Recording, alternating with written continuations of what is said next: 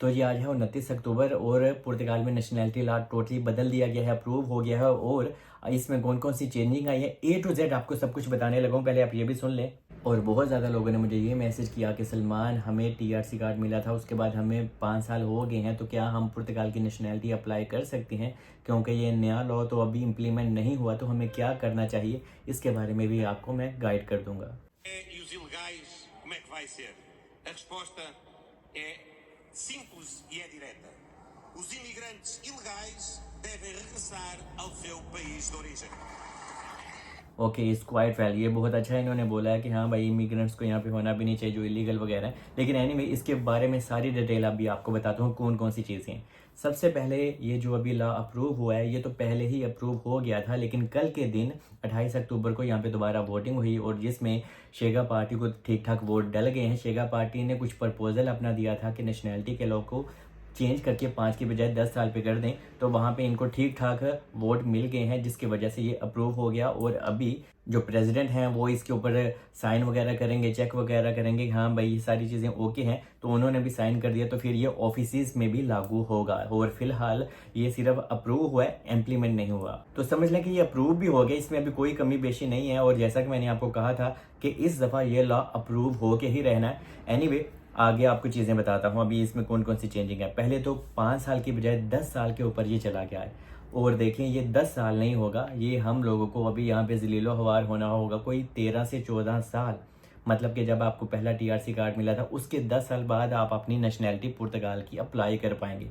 और जो CPLP countries हैं जहाँ पे पुर्तगीज़ी लैंग्वेज बोली जाती है, तो पुर्तगाल की गवर्नमेंट ने कहा है कि इनको हमने सिर्फ 2 साल का टाइम पीरियड और बढ़ा दिया। क्या वो 7 साल बाद अपनी नेशनैलिटी अप्लाई कर पाएंगे, लेकिन हमें उनसे क्या वो 7 साल करें या 8 साल करें, होना क्या चाहिए था, सबके लिए लॉ बराबर होना चाहिए था। और हम लोगों को भी 7 साल का ही टाइम देना चाहिए था, तो हम लोग सर्वाइव कर लेते। हाँ यार चलो कोई बात नहीं, 1-2 साल और बढ़ा दिए सो के, लेकिन हमारा 10 साल कर दिया और उनका सीपीएलपी कंट्रीज़ का 7 साल कर दिया, जो कि बहुत ही अनफेयर है। और जो फैमिली वाले हैं उनके लिए क्या अभी नया लॉ इन्होंने निकाल दिया है कि अगर आपके बच्चे के लिए आपको नेशनैलिटी अप्लाई करनी है, तो पहले क्या होता था, अगर हस्बैंड वाइफ में से कोई 1 साल यहाँ पे रहता था तो आपके बच्चे को नेशनैलिटी वगैरह मिल जाती थी।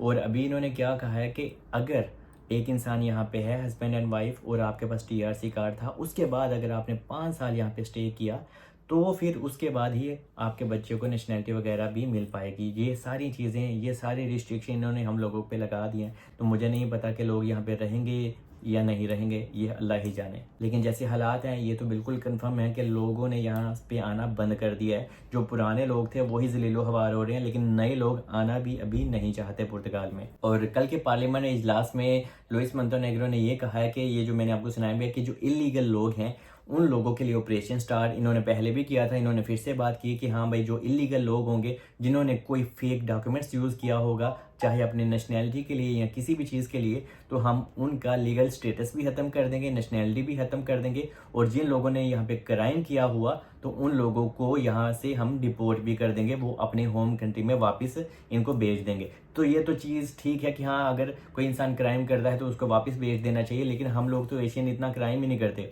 जो ब्राज़ील के लोग हैं, जो मोज़म्बिक के लोग हैं, वो आए दिन सब कुछ करते हैं, लेकिन ये उन लोगों को कुछ नहीं बोलते और वो मेजॉरिटी में भी ज़्यादा हैं, लेकिन ये आ जाके हम लोगों के ऊपर ही चढ़ते हैं। क्योंकि एक तो हम लोगों को पुर्तगीज़ी लैंग्वेज नहीं आती, तो हम लोग भी कहते हैं यार कोई गल नहीं चल रहा है पे ऐसे नहीं चलन दो, तो हम लोग बातें भी सुन लेते हैं और इनके जो इतने मुश्किल मुश्किल लॉ हैं उनको एक्सेप्ट भी कर रहे हैं। और अभी हम कुछ और कर भी नहीं ना सकते क्योंकि हम एक नहीं हैं। एनीवे आगे आपको बताता हूँ कि ये जो पुर्तगाल की हम नेशनैलिटी अप्लाई करते हैं तो इसमें अभी आपकी इनकम वगैरह भी शो होगी, आपको दिखानी होगी। पहले क्या होता था कि हम टैक्सेस वगैरह देते थे, तो अभी भी आपने अपने टैक्सेस वगैरह देने हैं। अगर आपका कोई बिजनेस है वो भी आपने शो करना है। ये चीज़ पुरानी ही है, पहले भी ये टैक्स वगैरह हमारे देखते थे, लेकिन अभी और ज़्यादा तादाद में देखेंगे, और ज़्यादा स्ट्रिक्टली हमारे डॉक्यूमेंट्स को, हमारी जॉब्स को एनालाइज किया जाएगा और तब कहीं जाके हमें नेशनैलिटी मिलेगी, ठीक है।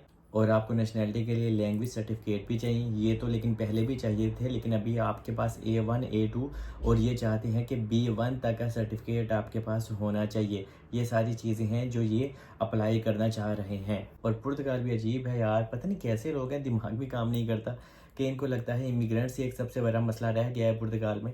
इनको चाहिए हॉस्पिटल के ऊपर काम करें, स्कूलों लैंग्वेज के ऊपर काम करें, बच्चों की एजुकेशन के ऊपर काम करें, यहाँ पे सैलरी बहुत कम है, इन चीज़ों के ऊपर काम करें, यहाँ पे हाउसेस क्राइस बहुत ज़्यादा है, इसके ऊपर काम करें। लेकिन नहीं, इन्होंने सिर्फ और सिर्फ इमिग्रेंट्स और अपना वोट बैंक बनाना है। और अपने कंट्री से ये लोग तो प्यार नहीं करते, क्योंकि जो पॉलिटिशियंस हैं ना, जो अपोजिशन पार्टी में, वो तो यार बिल्कुल नहीं करते। क्योंकि अगर ये सच्चाई मानते तो साथ लेके चलते हम लोगों की, हाँ यार हम ये नए नए लॉ लेके आते हैं ताकि आप लोग भी हैप्पी रहें और हम लोग भी हैप्पी रहें, और जिससे हम पुर्तगाल की इकोनॉमी को और बेहतर बना पाएँ। लेकिन ये कोई फ्रेंडली, इन्होंने कोई नया लॉ ही नहीं निकाला। इससे तो यार लोग परेशान हो रहे हैं और लोग यहाँ पे आएंगे ही नहीं, और इससे उल्टा पुर्तगाल को अभी बहुत बड़ी तादाद में और बहुत भारी नुकसान होगा। लेकिन इस बीच आपने ना तो कोई फेक लैंग्वेज सर्टिफिकेट लेना है, कोई आपने फेक यहाँ पे काम करना ही नहीं है जिससे आपको आने वाले दिनों में नुकसान हो और ये आपका लीगल स्टेटस ख़त्म कर दें। और कल के पार्लियामेंट इजलास में इन्होंने बजट के ऊपर भी बात की है, लेकिन बजट तो इनका भी हसारे में ही जाएगा, क्योंकि जब लोग ही यहाँ पे नहीं आएंगे, नहीं रहेंगे, तो फिर जब नए लोग आते हैं तो अपना टैक्स इस पे करते हैं, पुर्तगाल को फ़ायदा जाता है। लेकिन अभी जो लोग यहाँ पे मौजूद भी हैं, जो नए नए लोग हैं जिनका पहले से नाम सिस में है या इधर उधर लोग प्रॉब्लम काट रहे हैं, तो मुझे नहीं लगता, कुछ लोग तो यहाँ पे रहेंगे, लेकिन बहुत ज़्यादा लोग अभी स्किप भी हो जाएंगे, क्योंकि लोग अभी यहाँ पे नहीं रहना चाहेंगे। क्योंकि स्पेन दे देता है 13-14 साल में नेशनैलिटी, और पुर्तगाल जैसे कंट्री में 13 से 14 साल गुजारने का मतलब है कि तुसी इतने बुढ़े हो जाओगे और जलीलो हवार अलग हो जाओगे। क्योंकि यहाँ पे 14 साल बाद भी सैलरी कितनी हो जाएगी, ज़्यादा से ज़्यादा 1400 हो जाएगी, और तब खर्चे आपके 2500 यूरो हो जाएंगे। तो चेक एंड बैलेंस यहाँ पे है ही नहीं है। तो स्पेन का एक अलग ही स्टैंडर्ड है। एनीवे, ये स्पेन के साथ अपने आप को मिला रहे हैं, और पुर्तगाल स्पेन का मुकाबला कभी कर ही नहीं सकता। स्पेनिश तो लोग भी अच्छे हैं, इतने ज़्यादा रेसिस्ट भी नहीं है, लेकिन क्या करें, हम लोग यहाँ पे बहुत अच्छे से रहते हैं, काम करते हैं, फिर भी ये लोग हमें ट्रोल करते हैं। ठीक है, हम लोग कभी सोशल बेनिफिट्स भी नहीं लेते इतने ज़्यादा, बहुत कम लोग होंगे जिनकी कोई मजबूरी होगी वो सोशल बेनिफिट्स लेते हैं। और पुर्तगीसी लोग तो यार काम भी नहीं करते।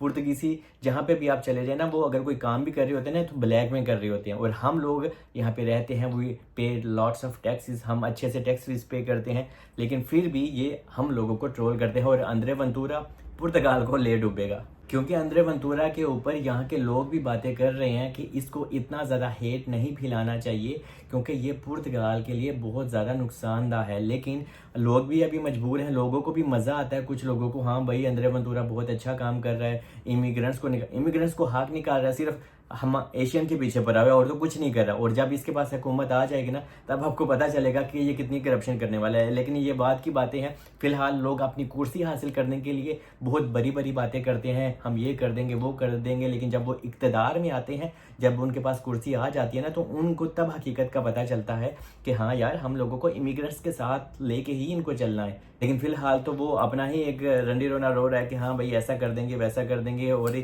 सारे इमिग्रेंट्स को यहाँ से चले जाना चाहिए। लेकिन अभी भी अगर आपको फर्स्ट टीआरसी कार्ड मिला था और आपको 5 साल उसके बाद हो गया, तो आप फिलहाल तो अपनी नेशनैलिटी अप्लाई कर सकते हैं।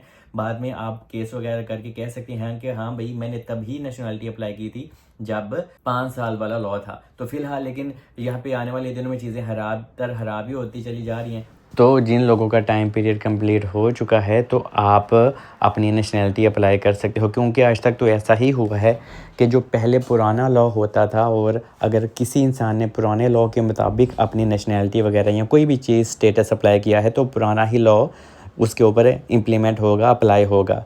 तो इस वजह से जब तक ये नया लॉ इम्प्लीमेंट नहीं हो जाता, 10 साल वाला ऑफिस में नहीं आ जाता, और अगर आपका 5 साल कंप्लीट है, तो ऑफिसली आप अप्लाई नेशनैलिटी कर सकते हैं। और एक और चीज़ कि जब अगर आपने अपनी फैमिली को इंडिया पाकिस्तान से बुलाना है, तो जब आपको पहला टीआरसी कार्ड मिल जाता है, तो उसके बाद दूसरा मिलेगा, तो ही आप अपनी फैमिली को भी इंडिया पाकिस्तान नेपाल बांग्लादेश से बुला पाएंगे। और इसमें कुछ डॉक्यूमेंट्स की रिक्वायरमेंट भी है, लेकिन वो तो हो ही जाती है, लेकिन ये सारी चीज़ें हैं। और अभी कुछ ही दिनों में ये जो प्रेसिडेंट इसके ऊपर नज़रसानी करेंगे, हम लोगों को पता भी चल जाएगा। फिर जब वो साइन कर देंगे तो ये ऑफिस में भी अप्लाई किया जाएगा। और अभी ये सारी हकीकत थी जो आपको पता होना चाहिए। बाकी स्टे ब्लेस्ड, मिलते हैं नेक्स्ट वीडियो में, अपना बहुत ख्याल रखें।